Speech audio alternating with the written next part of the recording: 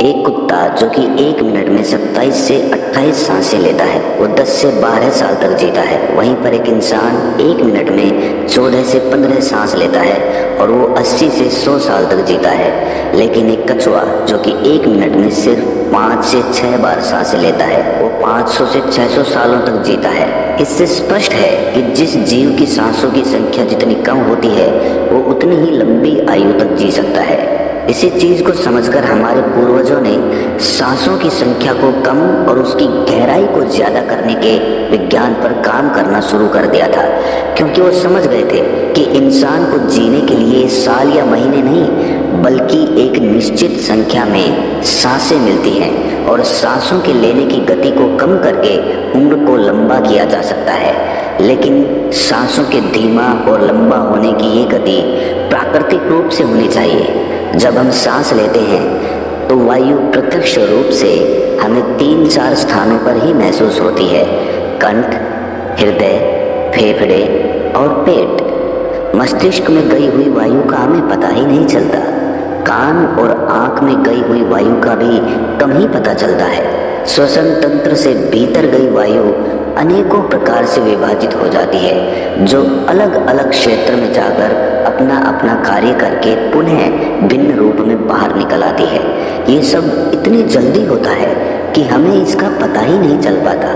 हम सिर्फ इतना ही जानते हैं कि ऑक्सीजन भीतर गई और कार्बन डाइऑक्साइड बाहर निकल गई, लेकिन भीतर वो क्या क्या सही या गलत करके आ जाती है इसका कम ही ज्ञान हो पाता है। यदि हम जोर से गहरी सांस लेते हैं तो तेज प्रवाह के साथ शरीर के अंदर बैक्टीरिया नष्ट होने लगते हैं। कोशिकाओं की रोगों से लड़ने की क्षमता भी बढ़ जाती है। बोन मैरो में नए रक्त का निर्माण होने लगता है। आंतों में जमा मल विसर्जित होने लगता है। मस्तिष्क की जागरूकता लौट आती है, जिससे स्मरण शक्ति दुरुस्त हो जाती है। न्यूरॉन की सक्रियता से सोचने समझने की क्षमता पुनः जिंदा हो जाती है। फेफड़ों में भरी हवा से आत्मविश्वास वापस लौट आता है। सोचें, जब जंगल में हवा का एक तेज झोंका आता है तो जंगल का रोम रोम जागृत होकर सजग हो जाता है। सिर्फ एक झोंका, कपालभाति या भस्त्रिका प्राणायाम तेज हवा के उस झोंके की तरह है। बहुत कम लोगों में क्षमता होती है अपने अंदर आंधी लाने की। लगातार अभ्यास से ही आंधी का जन्म होता है। 10 मिनट की आंधी आपके शरीर और मन के साथ आपके संपूर्ण जीवन को बदल कर रख देगी। आजकल अधिकतर लोगों की सांसें उखड़ी और बिखरी हुई रहती है, उथले पुथले रहती है या फिर तेजी से चलती है। लोगों को ये पता ही नहीं चलता कि उनकी सांसें किस प्रकार चल रही है। जब क्रोध का भाव उठता है तो सांस बदल जाती है, वहीं पर काम वासना का भाव उठता है तब भी सांस बदल जाती है। हमारे प्रत्येक भाव और विचार के साथ हमारी सांसें भी बदलती रहती है। इसके साथ हमारे खान पान और रहन सहन से भी ये बदलती रहती है। असल में हमारी सांसों का हमारे मन की स्थिति और हमारी शारीरिक अवस्था से सीधा संबंध होता है। पूरा योग विज्ञान ही सांसों को सही तरीके से लेने पर टिका हुआ है। तो अगर हम सिर्फ अपनी सांसों को सही तरीके से लेना सीख जाते हैं तो हमारा जीवन जादू की तरह बदल जाएगा। आज इस प्राचीन यौगिक कहानी के माध्यम से हम सांसों को सही तरीके से लेने का तरीका और सांसों के जादुई रहस्य के बारे में विस्तार से जानेंगे। बहुत समय पहले की बात है, एक ऋषि अपने आश्रम में छात्रों को योग, ध्यान और प्राणायाम की शिक्षाएं दिया करते थे। ऋषि खुद भी एक योगी थे। उन्होंने अपने कई वर्ष हिमालय की गुफा में साधना करते हुए बिताए थे, जहाँ पर उन्होंने बहुत से सूक्ष्म मानवीय आयामों को गहराई से समझा था और अब वो अपने इसी अनुभव और ज्ञान को शिष्यों के माध्यम से जन समूह तक पहुँचाना चाहते थे। एक दिन रात्रि के भोजन के पश्चात उनके आश्रम का सबसे बुद्धिमान और होनहार छात्र उनके पास आता है। छात्र के चेहरे को देखकर गुरु समझ गए कि उसके मन में कुछ प्रश्न उठ रहे हैं। गुरु के नज़दीक पहुंचते ही छात्र ने उन्हें प्रणाम किया और कहा, गुरुदेव, मैं आपसे कुछ प्रश्न पूछना चाहता हूँ। गुरु ने मुस्कुराते हुए कहा, मुझे मालूम है, ये तो मैं तुम्हारे चेहरे को देखकर ही समझ गया था। पूछो, क्या प्रश्न है तुम्हारे? छात्र ने कहा, आप अक्सर कहते हैं कि योग, ध्यान और प्राणायाम का मूल आधार हमारी सांसें होती हैं और अपनी सांसों पर नियंत्रण पाते ही हम अपने मन और विचारों पर नियंत्रण पा लेते हैं। तो आज मैं आपसे सांसों के रहस्य और उसके यौगिक विज्ञान के बारे में विस्तार से जानने आया हूँ। ये सुनकर गुरु ने एक हल्की मुस्कान दी और फिर कहना शुरू किया, जैसा हमारा मन होता है हमारी सांसों की गति भी वैसे ही हो जाती है, या फिर जैसी हमारी सांसें होंगी वैसी ही हमारी मनोदशा हो जाएगी। यानी हमारी सांसों से सब कुछ जुड़ा हुआ है। जो हमारे भीतर घटता है वो भी और जो हमारे बाहर घटता है वो भी। हमारे जीवन में घटने वाली हर एक घटना हमारी सांसों से गहरा संबंध रखती है। मतलब कि अपनी सांसों की गति पर नियंत्रण करके अपने मन और विचारों पर नियंत्रण कर सकते हैं। अगर तुम किसी सच्चे योगी या साधक को ध्यान से देखो तो तुम्हें उसके चेहरे पर एक गजब का ठहराव दिखेगा। एक सच्चा योगी बुरी से बुरी परिस्थिति में भी खुद को स्थिर और शांत रख सकता है। एक योगी अपनी भावनाओं को नहीं दबाता, बल्कि वो अपनी सांसों पर नियंत्रण हासिल करता है और सांसों को नियंत्रित करते ही वो अपने मन पर नियंत्रण पा लेता है।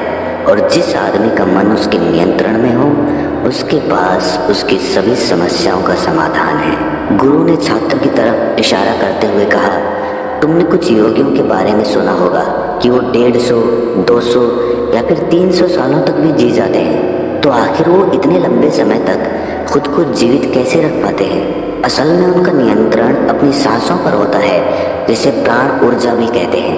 प्राण ऊर्जा हमारे चारों तरफ है। इसे कितनी मात्रा में लेना और छोड़ना है ये एक योगी अच्छी तरह से जानता है और वो इस काम पर बहुत हद तक महारत हासिल कर लेता है। इसीलिए वो इस प्राण ऊर्जा का उपयोग अपनी ज़रूरत के हिसाब से कर सकता है और खुद को दीर्घायु बना सकता है। अगर तुम अपने शरीर को स्वस्थ रखना चाहते हो, सामान्य से अधिक क्षमता चाहते हो, तेज बुद्धि चाहते हो, तो तुम्हें अपनी सांसों को समझना होगा, उन्हें नियंत्रित करना होगा और उन्हें नियंत्रित करते ही तुम्हारे जीवन में सब कुछ व्यवस्थित हो जाएगा। असल में डर, चिंता और परेशानी जैसी कोई चीज़ होती नहीं है। ये सिर्फ हमारे मन और भावनाओं की उपज है और हमारे मन व भावनाओं को केवल एक ही चीज़ नियंत्रित कर सकती है और वो है हमारी सांसें।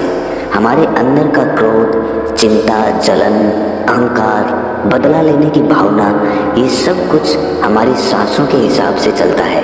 अगर हमारी सांसों पर हमारा नियंत्रण है तो ये सभी विकार हमारे नियंत्रण में हो जाते हैं। सांस हमारे शरीर और हमारे मन के बीच पुल का काम करती है। अगर हमें अपने मन तक पहुंचना है, उसके विकारों को समझकर उनको दूर करना है, तो हमें अपने सांसों के पुल पर चलना होगा। हमें अपने सांसों के जरिए अपने मन तक पहुंचना होगा और यही एकमात्र रास्ता है अपने मन को समझने का। अगर तुमने कभी किसी बच्चे को सोता हुआ देखा हो तो तुमने अनुभव किया होगा, जब वो बच्चा सांस अंदर लेता है तो उसका पेट फूलता है और जब सांस छोड़ता है तो पेट पिचक जाता है। यानी कि एक बच्चा अपने पेट, अपनी नाभि से सांस लेता है, जो कि सांस लेने का सबसे प्राकृतिक और सही तरीका है। अपनी इस गहरी और लंबी सांस की वजह से बच्चे का मन उत्साहित और हल्का रहता है। उसका शरीर ज़्यादा प्राकृतिक तरीके से काम करता है। तुमने देखा होगा बच्चा अपने मन में किसी बात को ज़्यादा लंबे समय तक नहीं रखता और ना ही वो किसी से ज़्यादा लंबे समय तक गुस्सा रह सकता। अगर उसे किसी गलती पर डांट या मार दिया जाए तो वो कुछ समय बाद उसे भी भूलकर अपने खेल में मग्न हो जाता है। बच्चा इतना सरल इसीलिए हो पाता है क्योंकि उसकी सांसें प्राकृतिक रूप से चलती है, यानी नाभि से। बच्चे के शरीर को विकास चाहिए। विकास के लिए ज़्यादा ऊर्जा और ज़्यादा ऊर्जा के लिए ज़्यादा लंबी सांसें चाहिए। इसीलिए प्रकृति ने उसे ज़्यादा लंबी सांसें दी हैं। हालांकि ये लंबी सांसें हर मनुष्य को दी गई है, लेकिन इंसान ने अपने जीवन में कुछ अप्राकृतिक परिवर्तन कर अपनी सांसों को छोटा कर लिया है। वो पेट की बजाय अपने सीने से सांसों को लेता है। हम जितनी छोटी सांस लेंगे उतनी चिंता और बकवास से भरे रहेंगे। हमारी सांसें जितनी लंबी और गहरी होंगी हम उतने ही खुश और शांत रहेंगे। गुरु ने आगे कहा कि एक आदमी 1 मिनट में 14 से 15 बार सांसें लेता है। सांस का सीधा संबंध हमारे मन की स्थिति और हमारे शारीरिक कंपन से है। अगर 1 मिनट में ली जाने वाली सांसों की संख्या 11 से नीचे आ जाए तो हम अपने आसपास होने वाले कई कंपनों को समझना शुरू कर देंगे, यानी जानवरों की आवाज़ें हमारे लिए स्पष्ट हो जाएगी। तुमने सुना होगा कि शेर और बाघ जैसे खूंखार जानवर भी कुछ योगियों के सामने आते ही पालतू बिल्ली की तरह व्यवहार करने लगते हैं। ऐसा इसीलिए हो पाता है क्योंकि उन योगियों ने अपनी सांसों की संख्या को कम करके जानवरों की आवाज़ों, उनकी भावनाओं और कंपनों के साथ एक संवाद स्थापित कर लिया है। अगर 1 मिनट में ली जाने वाली सांसों की संख्या 9 से कम हो जाए तो पेड़ और वनस्पति जो कार्य कर रहे हैं वो समझना हमारे लिए आसान हो जाएगा। अगर हमारी सांसें 1 मिनट में 6 से कम हो जाती है तो बेजान चीज़ें कैसे काम करती है ये समझना हमारे लिए आसान हो जाएगा। बेजान चीज़ों के कंपन और उनसे जुड़ी दुनिया हमारे लिए स्पष्ट हो जाती है। दूसरे शब्दों में कहा जाए तो ब्रह्मांड की प्रकृति समझी जा सकती है और ऐसी स्थिति पर पहुंचकर ही बहुत से योगी और ऋषि मुनि ब्रह्मांड के रहस्यों और उनमें घटने वाली घटनाओं की भविष्यवाणी कर देते हैं। हमारा शरीर जितना स्थिर होगा हम उतनी ही कम सांसें लेंगे। अगर हम अपने पूरे शरीर को स्थिरता के एक निश्चित स्तर पर ले जाएं और बहुत तेज सांस ना लें तो हमारा बोध बढ़ता चला जाता है। दोस्तों, योग विज्ञान के अनुसार एक साधक अपनी सांसों पर नियंत्रण करके ऐसी बहुत सी चीज़ें कर सकता है जो साधारण इंसान के जीवन से परे है। योगिक परंपरा में तो ये भी कहा जाता है कि अपनी सांसों को घंटों तक रोककर एक आदमी एक नए मानवीय आयामों का अनुभव कर सकता है।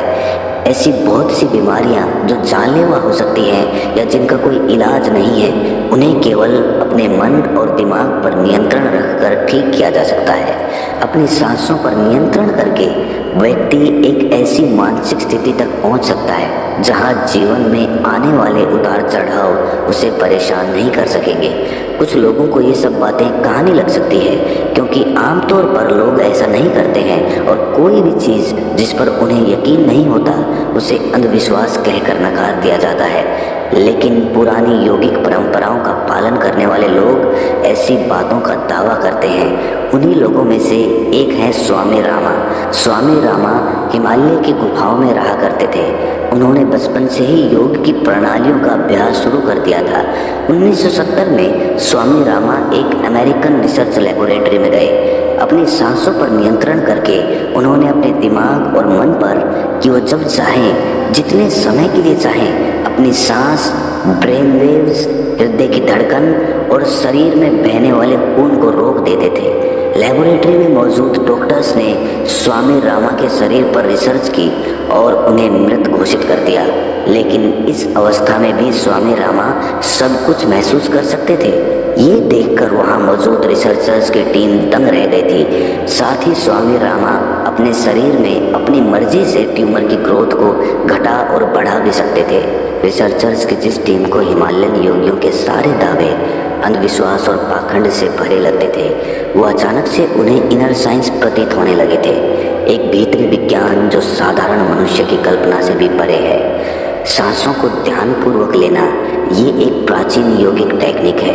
एक योगी जिसने अपनी सांसों पर नियंत्रण हासिल कर लिया है वो जब चाहे अपनी सांसों को रोक सकता है। स्वामी रामा के अनुसार अगर आप अपनी सांसों को समझ गए तो आपके शरीर में होने वाली वो बीमारियां जिनका इलाज आज मेडिकल साइंस के पास भी नहीं है, सांसों के माध्यम से उन्हें भी ठीक किया जा सकता है। श्वास के गूढ़ रहस्यों को समझाने के लिए बाद में स्वामी रामा ने अपने कुछ साथियों के साथ मिलकर एक किताब भी लिखी है जिसका नाम है साइंस ऑफ डेथ। गुरु ने आगे कहा, जब सांस विचलित होती है तो मन भी अस्थिर हो जाता है, लेकिन जब सांसें शांत होती है तो मन भी स्थिर हो जाता है और योगी दीर्घायु हो जाता है। इसीलिए हमें अपने स्वास्थ्य पर नियंत्रण करना सीखना चाहिए। गुरु ने शिष्य की आंखों में देखते हुए कहा, तुम्हें क्या लगता है, क्या तुम जितनी लंबी सांसें अंदर लेते हो उतनी ही लंबी सांस बाहर भी निकालते हो? नहीं, सामान्य स्थिति में हम जो सांस अंदर लेते हैं उसकी लंबाई 10 अंगुल होती है और सांस बाहर निकालते समय इसकी लंबाई 12 अंगुल हो जाती है। यहाँ 1 अंगुल का मतलब 1 अंगुली मोटाई से है। हमारी रोज़मर्रा की ज़िंदगी में कुछ काम ऐसे होते हैं जिन्हें करते समय जितनी लंबी सांस अंदर जाती है उससे कई गुना ज़्यादा लंबी सांस बाहर निकल जाती है। भोजन करते समय बाहर निकलने वाली सांस की लंबाई 16 से 17 अंगुल होती है। तेज चलते समय इनकी लंबाई 22 से 24 अंगुल हो जाती है। दौड़ते समय निकलने वाली सांसों की लंबाई 45 से 50 अंगुल तक पहुंच जाती है। संभोग करते समय 50 से 60 अंगुल। सोते समय नींद में बाहर निकलने वाली सांसों की लंबाई 60 से 70 अंगुल तक पहुंच जाती है। इसलिए हमारे शास्त्रों में काम और क्रोध पर नियंत्रण रखने की बात कही गई है, क्योंकि ये हमारी प्राण शक्ति को छीन कर देती है। श्वास को इंसान की प्राण शक्ति भी कहा जाता है। जब एक 200 वर्षीय व्यक्ति से उसकी लंबी उम्र का राज पूछा गया तो उसने 2 ही चीज़ें बताई। पहला, नाभि तक भरकर पूरी सांस ले, और दूसरा, रीढ़ की हड्डी को हमेशा सीधा रखें। साधारण सी लगने वाली ये दोनों बातें योग और प्राणायाम की दृष्टि से बहुत महत्वपूर्ण है। असल में शरीर के अंदर जाने वाली सांस की लंबाई कम और बाहर निकलने वाली सांस की लंबाई ज़्यादा होती है। यदि किसी तरीके से बाहर निकलने वाली प्राण वायु की लंबाई को कम कर दिया जाए तो लंबी उम्र को प्राप्त किया जा सकता है। स्वर शास्त्र के अनुसार यदि बाहर निकलने वाली प्राण वायु की लंबाई 1 अंगुल कम हो जाए तो व्यक्ति निष्काम हो जाता है, यानी उसके अंदर काम वासना खत्म होने लगती है। 2 अंगुल कम होने से आनंद की प्राप्ति होती है। 3 अंगुल कम होने से लेखन शक्ति बढ़ती है। 4 अंगुल कम होने से वाक सिद्धि प्राप्त हो जाती है। 5 अंगुल कम होने से आदमी को दूर दृष्टि प्राप्त होती है। 6 से 7 अंगुल कम होने से साधक के अंदर अति तीव्र गति से चलने की शक्ति आ जाती है। वो कुछ ही पलों में एक स्थान से दूसरे स्थान पर पहुंच सकता है। 8 अंगुल कम होने से साधक को 8 सिद्धियां प्राप्त हो जाती हैं। पवन पुत्र हनुमान को 8 सिद्धि नवनीत के दाता इसीलिए कहा जाता है क्योंकि उन्होंने 8 सिद्धियों को प्राप्त कर रखा है। ये 8 सिद्धियां हर इंसान में होती है, बस ज़रूरत है तो इन्हें जागृत करने की। बाहर निकलने वाली सांसों की लंबाई 12 अंगुल कम होने पर योगी को इच्छा मृत्यु प्राप्त हो जाती है। फिर वो जब चाहे तब तक खुद को जीवित रख सकता है। लेकिन ये सोई हुई शक्तियाँ केवल तभी जागृत होंगी जब मन में इन्हें जागृत करने की तीव्र अभिलाषा होगी, और मन का स्थूल रूप श्वास है, यानी सांसें हैं। इसीलिए सबसे पहले सांसों पर नियंत्रण करना होता है। भगवान शिव पार्वती को बताते हैं कि रात में ईड़ा नाड़ी और दिन में पिंगला नाड़ी को रोकने में जो सफल हो जाता है वही असल में सच्चा योगी होता है। नाड़ियों के विज्ञान के बारे में हम किसी और वीडियो में विस्तार से बात